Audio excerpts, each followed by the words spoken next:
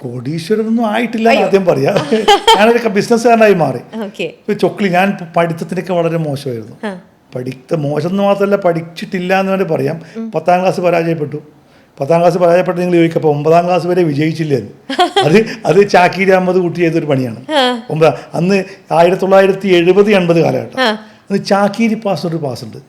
Chakkeeri pass അന്ന് എന്ത് വിദ്യാഭ്യാസ വകുപ്പ് ചാക്കീരി അഹമ്മദ് കുട്ടിയായിരുന്നു. ആ ഗവൺമെൻറ് കൊണ്ടുവന്ന ഇതാണ് 10% ആളുകളെ മാത്രമേ തോൽപ്പിക്കാൻ പാടുള്ളൂ ഒരു ക്ലാസ്സിൽ.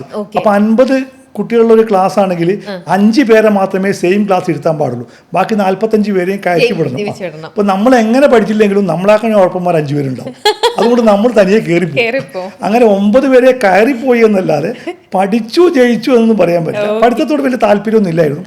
അപ്പം മുതലേ എങ്ങനെ പൈസ ഉണ്ടാക്കണം, അല്ലെങ്കിൽ അഭിനയിക്കണം, അങ്ങനെയൊക്കെയുള്ള ആഗ്രഹമായിരുന്നു.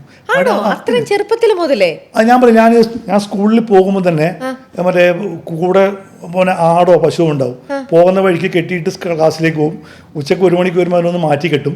വൈകിട്ട് 4 മണിക്ക് വരുമ്പോൾ അഴിച്ചു കൊണ്ടുവരും. പിന്നെ കപ്പ നടുക. അങ്ങനത്തിനോടാ കൂടുതൽ താല്പര്യം. ഇപ്പൊ ആ സാറുമാർ പഠിപ്പിക്കുന്നതിനോടൊന്നും എനിക്ക് വലിയൊന്നും കണ്ടിട്ടില്ല.